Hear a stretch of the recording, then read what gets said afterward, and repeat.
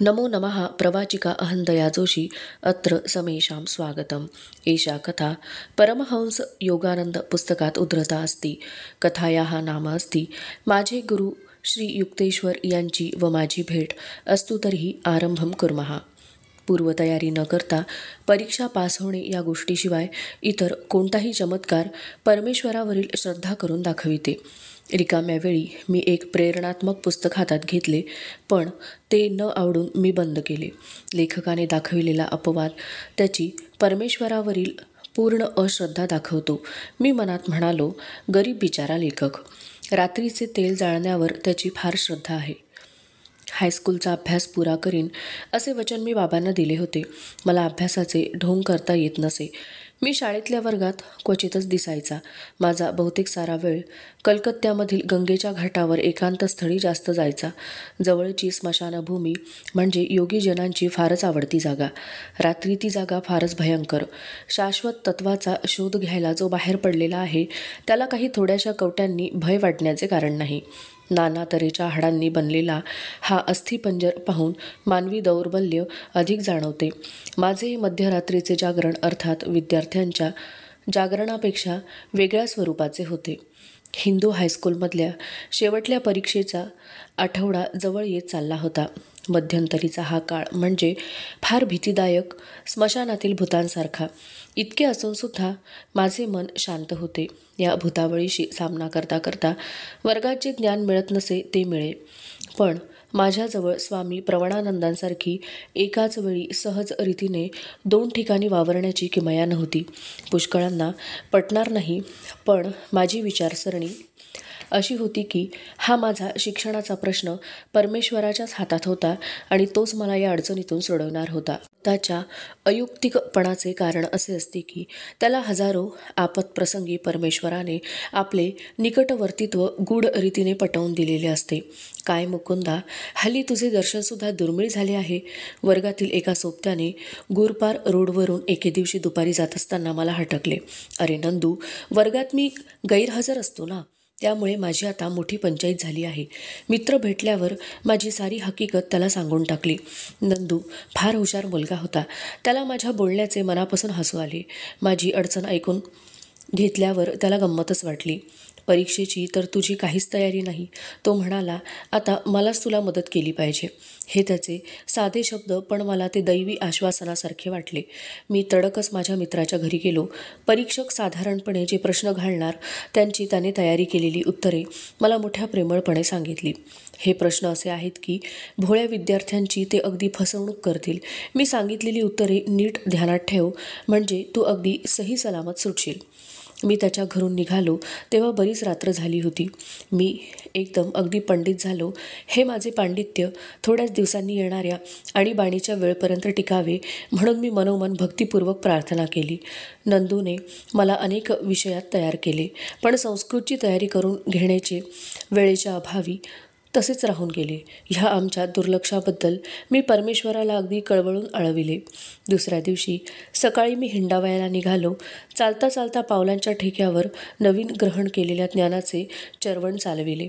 कोपऱ्यावरच्या झुडपातून एक जवळचा मार्ग काढीत मी चालत असताना माझी दृष्टी खाली पडलेल्या काही छापलेल्या सुट्या कागदांवर पडली। मी एकदम त्याच्यावर विजयानंदाने झडप घातली। माझ्या हातात काही संस्कृत सुभाषिते आली। मला त्यांचा धडपणे अर्थ लावता येईना। मी एका शास्त्र्यांकडे गेलो।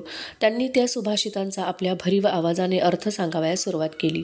त्या पुरातन भाषेच्या नितळ मधुर सौंदर्याने वातावरण भरून गेले। हे श्लोक अपवादात्मक आहेत, हे बहुधा तुझ्या संस्कृतच्या परीक्षेला येणार नाहीत। त्या पंडितांनी त्या श्लोकांचा असा साशंकपणे निकाल लावला, पण त्या विशिष्ट कवितेशी परिचय झाल्याने दुसऱ्या दिवशी मला संस्कृतचा पेपर सोडवता आला। नंदूची मदत अगदी नेमकी उपयोगी पडली। बाकी साऱ्या विषयात मला उत्तीर्ण होण्यापुरते गुण मिळाले। मी माझा शब्द पाळला व माध्यमिक शिक्षणाचा अभ्यास पुरा केला। या गोष्टीचा वडिलांना आनंद झाला। मी कृतज्ञतेने परमेश्वराचे ताबडतोब आभार मानले। केवळ त्याच्याच संकेतामुळे मला नंदू भेटला व आडवाटेला केर कचऱ्याच्या जागी हिंडावयाची बुद्धी झाली हे माझ्या ध्यानात आले। माझी जी ह्या दिव्यातून सुटका झाली त्याचे कारण परमेश्वराने मला मदत केली हे होय. त्याने केवळ लीलेने आपल्या योजनेच्या पूर्तीकरता 2 प्रसंगी अगदी नेमक्या वेळी मला मदत केली. परीक्षेच्या जागी दैवी संकेताला अग्रेसरत्व नाकारणाऱ्या लेखकाची व त्याचे पुस्तक जे मी निरुपयोगी ठरवले त्याची मला आता आठवण झाली. मी मनातल्या मनात टीका करीत होतो त्याचे मला हसू आवरेना. शाळेतील शिक्षण पूर्ण करण्याकरता परमेश्वराचे ध्यान व चिंतन आणि ते सुद्धा स्मशानात लावून बसणे हा एक जवळचा मार्ग आहे हे जर मी त्या लेखकाला सांगितले असते तर त्या सद्गृहस्थाचा अधिकच गोंधळ झाला असता. आता मला जरा प्रतिष्ठा प्राप्त झाली होती त्यामुळे मी आता उघडपणे घर सोडून जाण्याचे ठरवित होतो. माझा एक मित्र होता जितेंद्र मुजुमदार. त्याच्याबरोबर वाराणसीला श्री भारत धर्म महामंडल आश्रमात जाऊन तेथील आध्यात्मिक शिस्त पाळून राहण्याचे मी ठरविले. कुटुंबातून बाहेर जाण्याच्या विचाराने एक दिवशी माझ्या मनाला फार विषण्णता आली. आईच्या मृत्यूनंतर माझी माया, विशेषे करून माझी लहान भावंडे सनंदा, विष्णू व अगदी धाकटी बहीण थामू यांच्यावर विशेषच प्रगाढ झाली होती. मी माझ्या एकांतस्थळी ती लहानशी पोटमाळ्यावरची खोली तेथे धावतच गेलो. त्या ठिकाणी मी संत्रस्त अवस्थेत अनेकदा साधना केलेली होती. तेथे ध्यानाला बसलो. सतत 2 तास माझ्या डोळ्यातून अश्रुधारा वाहत होत्या. एखाद्या रासायनिक औषधाने जसे शरीर शुद्ध व्हावे तसे माझ्यामध्ये एक विलक्षण परिवर्तन घडून आले. माया पाश सगळे तुटले. सुहृदांचा सुहृद जो परमेश्वर त्याचा शोध घेण्याचा माझा निश्चय अगदी वज्रलेप झाला. वडिलांच्या पुढे मी आशीर्वाद मागण्याकरता उभा राहिलो. वियोग दुःखाने त्यांचे हृदय अगदी विकल झाले होते. ते म्हणाले, माझी एक शेवटची विनंती आहे. मला आणि ह्या तुझ्या शोकविवल भावंडांना अंतर देऊ नकोस. पूज्य पिताजी, तुमच्याबद्दल मला जे प्रेम वाटते ते मी कसे व्यक्त करू. पण ज्याने मला या भूलोकी आपल्यासारखा सर्व दृष्टींनी परिपूर्ण असा पिता दिला त्या माझ्या आकाशस्थ पित्यावर माझे अधिक प्रेम आहे. मला जाऊ द्या. काही एक विशेष दिव्य स्वरूपाचे ज्ञान प्राप्त करून घेऊन मी आपल्याला भेटायला परत केव्हा तरी येईन. वडिलांनी मोठ्या नाखुशीने संमती दिली व मी वाराणसीला आश्रमात जाण्यास निघालो. जितेंद्र तेथे अगोदर गेलेला होताच. मी तेथे गेल्यावर तेथील तरुण मुख्य स्वामी दयानंद यांनी माझे अंतःकरणपूर्वक स्वागत केले.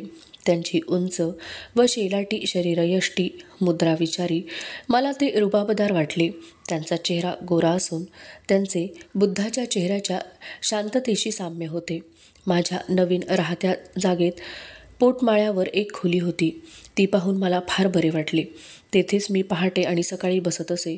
आश्रमातील मंडळींना ध्यान, धारणा वगैरे विषयांबद्दल अगदीच थोडी माहिती होती. तेव्हा मी आश्रमाच्या संघटनेच्या कामात जास्त लक्ष घालावे असे त्यांना वाटे.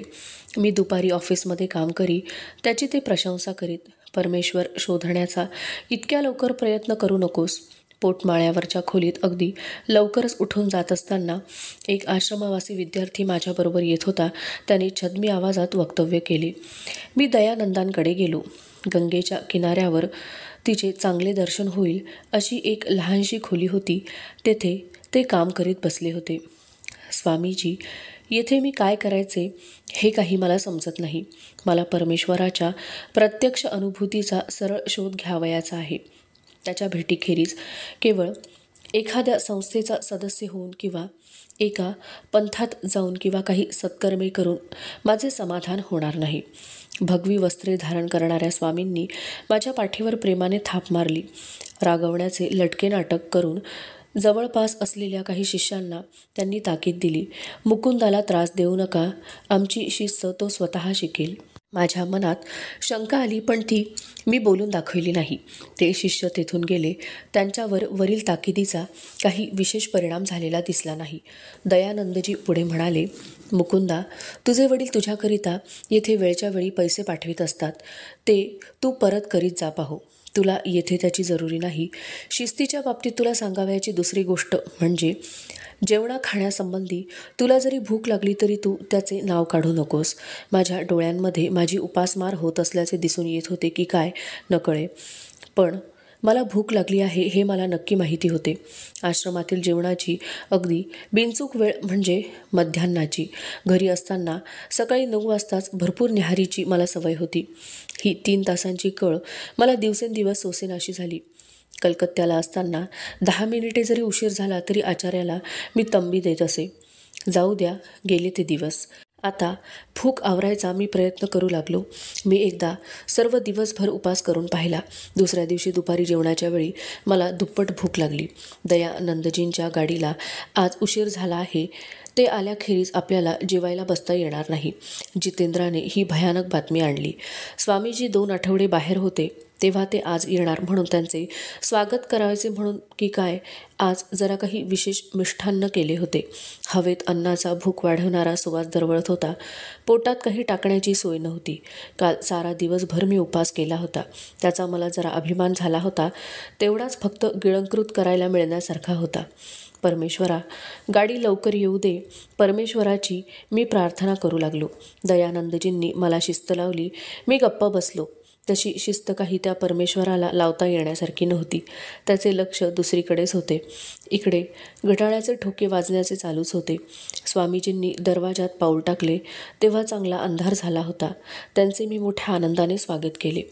जितेंद्राने पुनः पदार्पण केले व दुसरी वाईट बातमी जाहीर केली. दयानंदजी स्नान वगैरे करतील आणि मग ध्यानाला बसतील. ध्यान झाल्यानंतर मग त्यांना आपल्याला वाढता येईल. मी जवळजवळ कोसळलोच. माझे वय लहान. माझ्या पोटाला उपासाची सवय नव्हती. माझ्या पोटात आगीचा डोंब उसळला. मी कुरकुरायला सुरुवात केली. भूकबळींची काही चित्रे मी पाहिली होती ती पिशाच्यासारखी माझ्या डोळ्यांसमोर सरकू लागली. पुढला भूकबळी वाराणसीला होणार आणि तो या आश्रमात आणि आताच अगदी. मी मनात म्हणालो. बरोबर 9 वाजता ही होणारी दुर्घटना टळली. भोजनाचे निमंत्रण आले, अगदी अमृतासमान. ह्या संध्याकाळची ही आठवण माझ्या पुढील आयुष्यात एक कायमचा ठसा ठेवून गेली. मी जेवणात जरी अगदी मग्न होऊन गेलो होतो तरी दयानंदजींचे जेवणात लक्ष नव्हते हे माझ्या ध्यानात आल्याखेरीज राहिले नाही. या जड देहाच्या भोगापलीकडे ते होते ते उघड दिसत होते. स्वामीजी, आपल्याला भूक नव्हती लागली काय? माझे भरपूर जेवण झाले होते आणि स्वामीजींबरोबर एकटाच मी त्यांच्या अभ्यासिकेत होतो. होय, लागली होती, ते म्हणाले. मी गेले 4 दिवस अन्न ग्रहण केलेले नाही. अगदी पाणीसुद्धा प्यालो नाही. प्रवासात गाडीमध्ये मी कधी खात नाही. गाडीमध्ये नाना तऱ्हेची माणसे असतात. त्यांचे नाना विचार असतात. त्यांची विचार आंदोलने नाना प्रकारची असतात. आमच्या आश्रमाला संन्याशाला विहित असे जे काही आचारधर्म शास्त्रात सांगितले आहेत त्यांचे काटेकोरपणे मी पालन करीत असतो. आमच्या ह्या आश्रमाचे काही प्रश्न माझ्या मनात सारखे विचाराधीन असतात. आज रात्री घरी आल्यावर माझे जेवणात लक्ष लागले नाही. काय घाई आहे, उद्या व्यवस्थित जेवण घेऊ म्हणजे झाले. आणि असे सांगून ते गमतीने हसले. मी लाजेने अगदी गुदमरून गेलो. माझा तीव्र यातनेत गेलेला कालचा दिवस काही सहजासहजी विसरण्यासारखा नव्हता.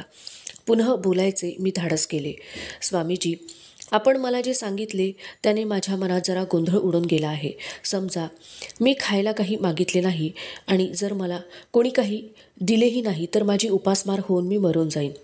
मग मरून जा. ह्या भयंकर सल्ल्याने जणू हवा दणाणून निघाली. माझा भीतीने थरकाप उडाला.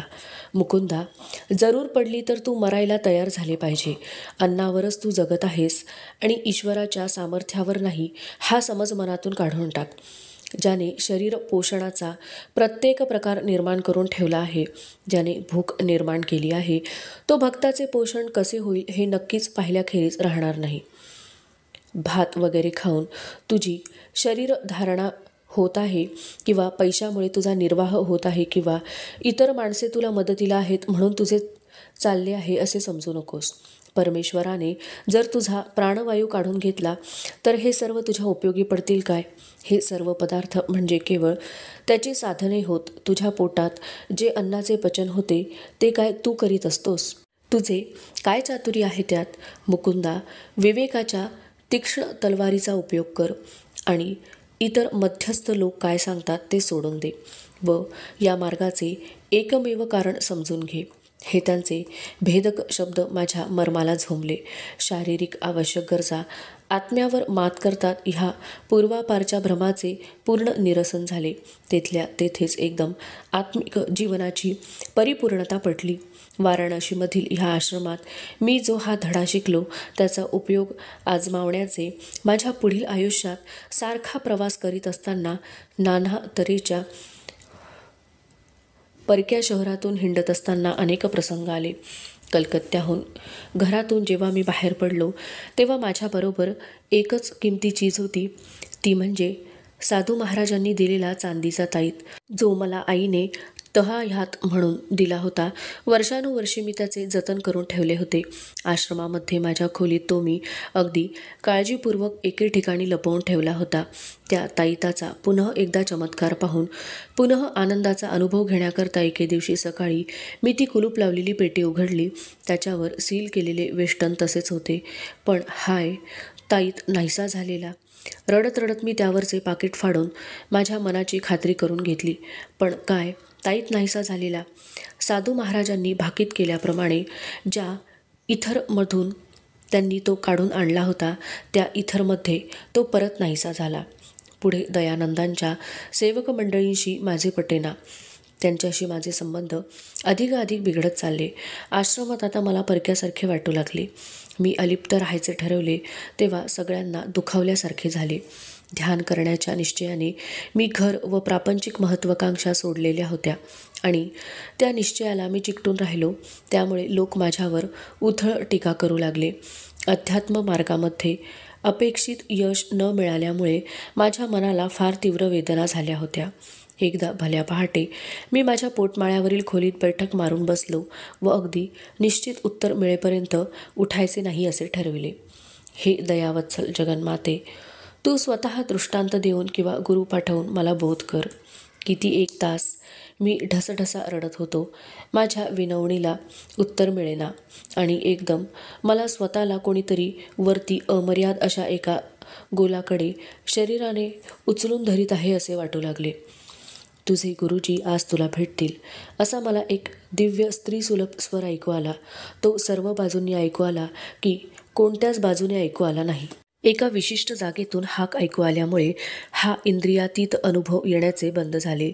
हाबू ह्या टोपण नावाचा एक तरुण पुजारी मला जिन्याच्या खाली असलेल्या स्वयंपाकघरातून हाक मारित होता.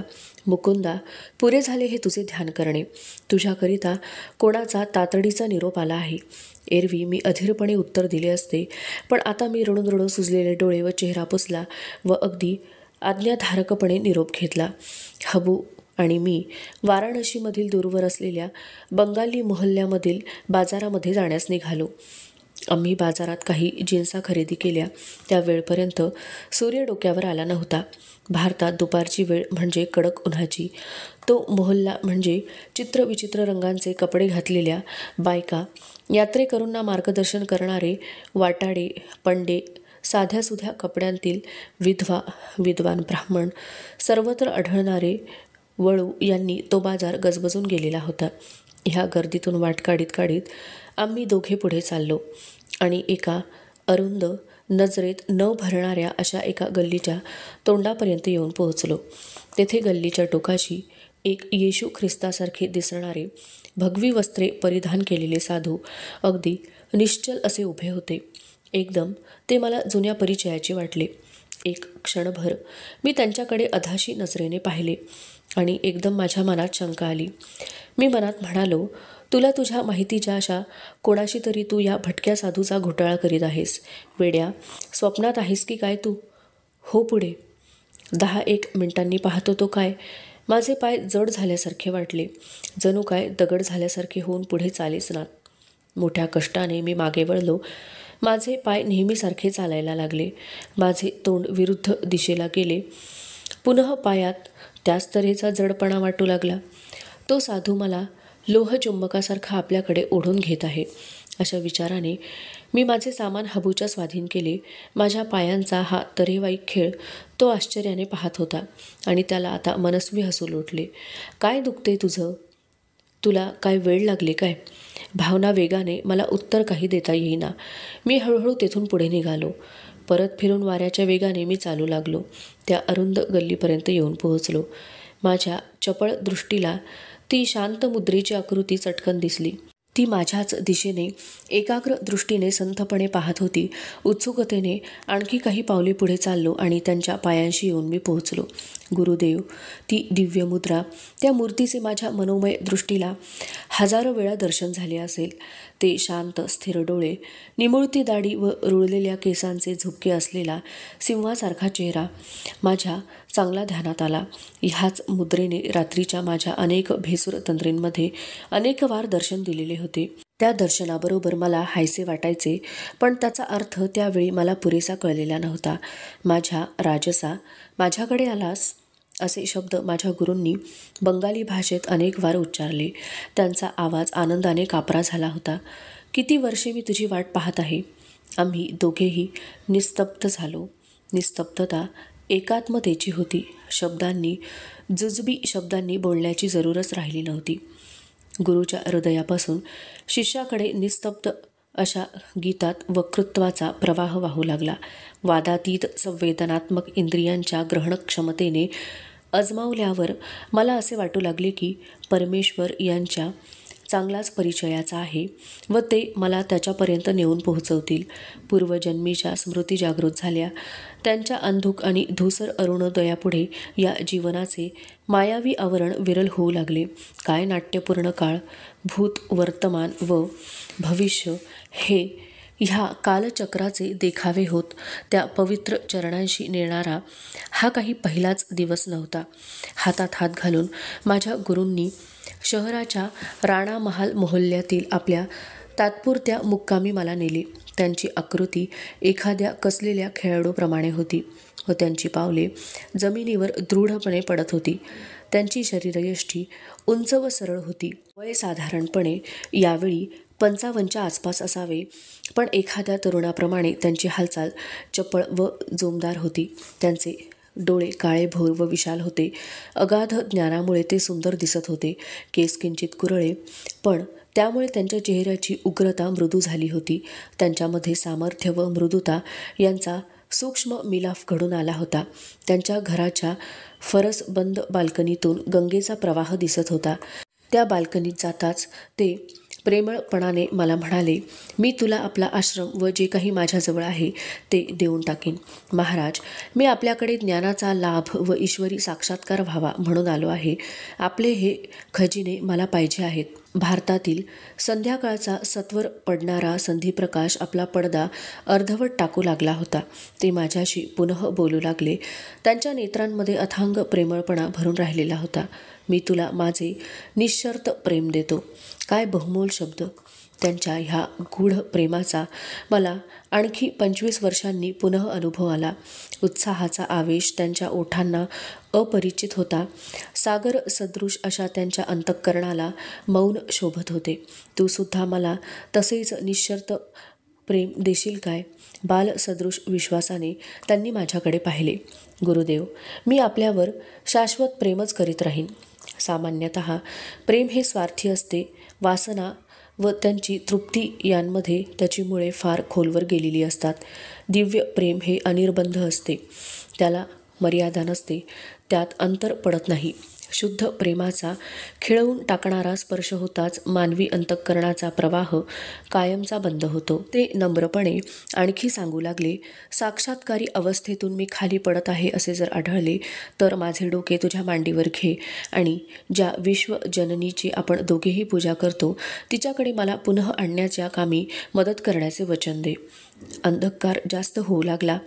ते उठले आणि मला एका आतल्या खोलीत घेऊन गेले आणि तेथे आम्ही आंबे व बदामाची बर्फी खात असता त्यांनी आपल्या सहज संभाषणातून माझा स्वभाव दाट परिचयाचा असल्याचे दर्शित केले. त्यांच्या ज्ञानाची विशालता पाहून मी आश्चर्याने थक्क होऊन गेलो. त्यांच्या ज्ञानाला नैसर्गिक विनयाची जोड होती. तुझा ताईत हरवला म्हणून वाईट वाटून घेऊ नकोस. त्याचे कार्य आता संपले आहे. एका दिव्य आरशाप्रमाणे माझ्या गुरूंनी माझ्या साऱ्या आयुष्याचे प्रतिबिंब उमटवून दिल्यासारखे दिसले. गुरुदेव, आपली प्रत्यक्ष उपस्थिती हीच मोठ्या अप्रतिम आनंदाची गोष्ट आहे. आता स्थित्यंतर होण्याची वेळ आली आहे, कारण तुला आश्रमात राहण्याचा कंटाळा आला आहे. तेथे तुला बरे वाटत नाही.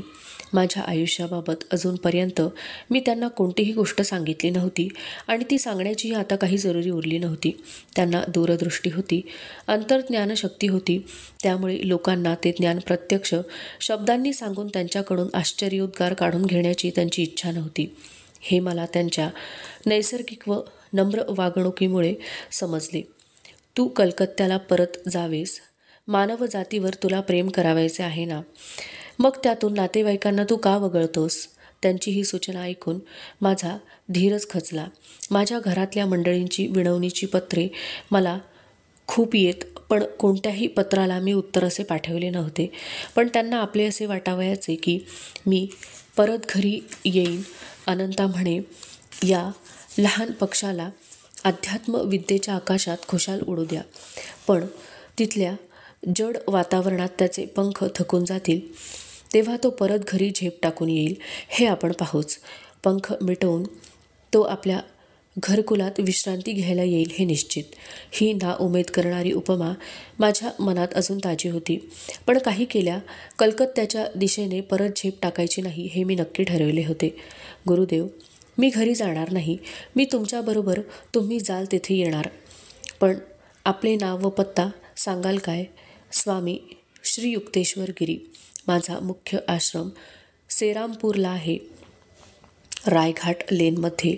मी येथे थोडे दिवस आलो आहे माझ्या आईला भेटायला. परमेश्वर आपल्या भक्तांबरोबर काय गुंतागुंतीचे नाटक खेळतो ह्याचे मला आश्चर्य वाटले. सेरामपूर कलकत्त्यापासून फक्त 12 मैल, पण त्या भागात मला कधी गुरूंचे उझरते सुद्धा दर्शन झाले नाही. लाहिरी महाशयांच्या स्मृतींनी पुनीत झालेल्या पुरातन काशीपुरीमध्ये म्हणजेच वाराणसीत आम्हाला एकमेकांना भेटण्याकरता यावे लागले. ह्या भूमीला भगवान बुद्ध, श्रीमद शंकराचार्य आणि अनेक योग्यांच्या पायांनी पुनीत केले आहे. तू 4 आठवड्यांनी माझ्याकडे येशील. प्रथमच मी श्री युक्तेश्वरांचा कठोर आवाज ऐकला. आता तुला माझे कायमचे प्रेम मिळेल म्हणून तुला सांगितले आणि तू माझ्याकडे आलास म्हणून मी आनंद दर्शविला. तेव्हा माझी विनंती अमान्य करण्यास तू मोकळा आहेस. पुनः जेव्हा तू मला भेटशील तेव्हा तुला माझे प्रेम परत संपादन करावयास लागेल आणि तुझा मी मग शिष्य म्हणून सहजासहजी स्वीकार करणार नाही. माझ्या कडक शिस्तेचे पालन करण्याकरता संपूर्ण शरणागती पत्करावी लागेल. मी तसाच हट्ट चालवून गप्प उभा राहिलो. माझ्या गुरूंनी माझ्या अडचणीचा ताबडतोब थांग लावला. तुझे नातेवाईक तुला हसतील असे तुला वाटते काय? मी परत जाणार नाही. तू 30 दिवसात परत जाशील. कधीही जाणार नाही. ही मतभेदाची तेढ तशीच राहिली. मी त्यांच्या पायांवर आदराने नमस्कार केला आणि तेथून निघालो. मी मध्यरात्रीच्या अंधारात रस्ता कापत होतो आणि माझ्या मनात असे विचार आले की आम्हा दोघांची ही जी चमत्कारिक रीतीने भेट झाली ती अशी विफल का व्हावी? मायेच्या तराजूच्या पारड्यात सुखाच्या बरोबरीने दुःखाचे मोजमाप होते. माझे कोवळे हृदय अजून गुरूंच्या हातांकरवी ठाकून ठोकून आकार देण्यासारखे लवचिक झाले नव्हते. दुसऱ्या दिवशी मी जो पाहतो आहे तो आश्रमातील लोकांमध्ये माझ्याबद्दल एक विरोधी भाव वाढत असल्याचे दिसून आले. तीक्ष्ण भाल्याने टोचल्यावर जशा वेदना होतात तसा त्यांच्यासारख्या टोचून बोलण्याने माझ्या मनाला वेदना झाल्या. 3 आठवडे उलटले. दयानंदजी मुंबईला भरणाऱ्या एका परिषदेला हजर राहण्याकरता तिकडे गेले. मुकुंदा म्हणजे ऐतखाऊ आहे. आश्रमातील आदरातिथ्याचा तो फुकट स्वीकार करीत आहे. त्याचा कोणत्याही स्वरूपात तो मोबदला म्हणून काही देत नाही, असे उद्गार मी अडून ऐकले. तेव्हा अगदी प्रथमच मला खेद वाटला की बाबांनी पाठवलेले पैसे मी दयानंदजींच्या आज्ञेवरून परत केले. अगदी जड अंतःकरणाने माझा जो एकमेव मित्र जितेंद्र, त्याची मी गाठ घेतली. मी जात आहे. दयानंदजी जेव्हा परत येतील तेव्हा त्यांना तू माझ्यातर्फे माझे प्रणाम व दिलगिरी सादर कर. मी सुद्धा निघालो.